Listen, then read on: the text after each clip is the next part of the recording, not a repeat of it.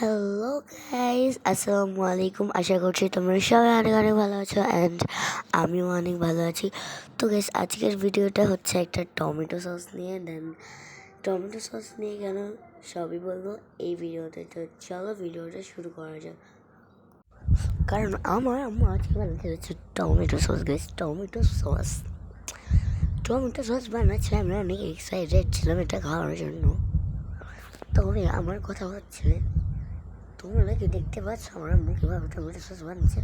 আর সেটাও তোমরা দেখতে পাচ্ছ না, এই জন্য আমি বলছি প্রথমে কিন্তু আমার আম্মু টমেটোগুলোকে কেটে নিয়েছিল হালকা করে, অ্যান্ড কাটার পরে রসুন, পেঁয়াজ, শুকনো মরিচ, একদম পুরো মরিচ দিয়ে ওইটাকে সিদ্ধ করে নিয়েছে। সিদ্ধ হওয়ার পরে ঘরে এনেছে ঠান্ডা হওয়ার জন্য।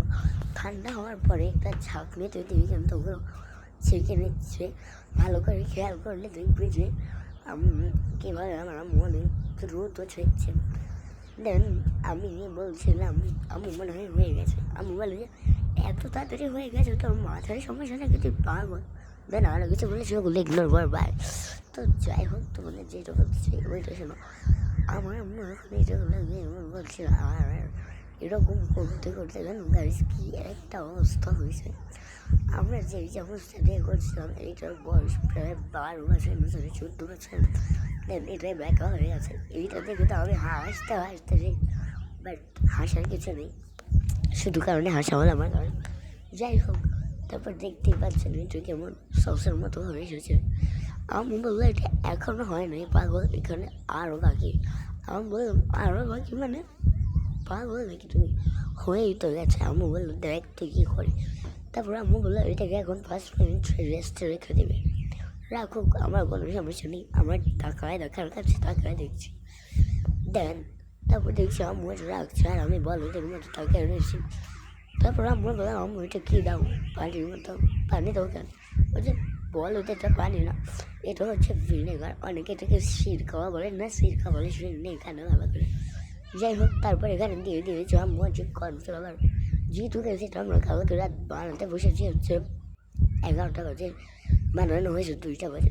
তোমাদের বেশি সময় লাগবে না, কারণ আমাদের বেশি গ্যাস থাকে না। যাই হোক, তারপর আম্মু ওই মিশ্রণটা এখানে নিয়ে মিক্স করতে থাকবে। দেন মিক্স করা হয়ে গেলে আম্মু দিবে হচ্ছে একটু লবণ, একটু না পরিমাণ মতো দিতে হবে, যাতে আবার টেস্ট না বদলে যায়। তারপর যাই হোক, ওইটা দিয়ে এরকম মিক্স করতে থাকবে। তারপর আম্মুকে বলো আম্মু আর কিছু তোমার না শেষ। Tomato sauce. আম্মু বলো খাওয়ার জন্য তো জিভে পানি পাবে কেন? এখনও এটার মধ্যে চিনি দেওয়া হয় কেন? বলে চিনি। আমি বলে হ্যাঁ, জীবনে এইসব বানাইছো? আমি তো বানিয়েছি। তখন আম্মুর এরকম কথা শুনে আমি অনেকক্ষণ বসেছিলাম, আমার তো অনেক বিরক্ত লাগছিল, কিন্তু আমি প্রতিজ্ঞা করেছিলাম যে টমেটো সস বানানো হলেই ঘুমাবো। দেন আমি ওয়েট করছি। তারপর আমার আম্মু কী করছে, এটাকে চুলায় দিয়ে দিচ্ছে ওরকম অবস্থায় চিনি দিয়ে মিক্স করে।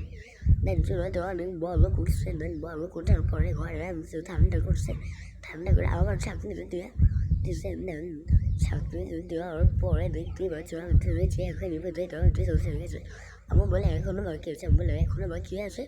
কিসের এখনও বাকি আছে? এর জন্যই ভালো লাগে না। আম্মু বললো দেখ না কী করে। তারপর আমার আম্মু ওই দেখা হওয়া চামচটা দিয়ে ঘুরতে আছে, মানে ওইটাকে নাড়াচাড়া করতে আছে। গাইস, আমার কথা কি জানো, আমি বুঝতে পারছিলাম না এটা কীভাবে বানানো হয়েছিল, ইউটিউব থেকে নাকি আবার। যাই হোক, তারপর দেখতে পাচ্ছে আমার এত হাসি পাইছে গাইস, সত্যি কথা। দেখো গাইস, ভাই গেছে রেশমের চামচটা, 14 বছরের চামচ।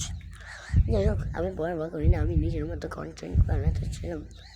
দেন গাইস দেখতে পাচ্ছে আমার হাসি কে দেখে এই সময় রাতে।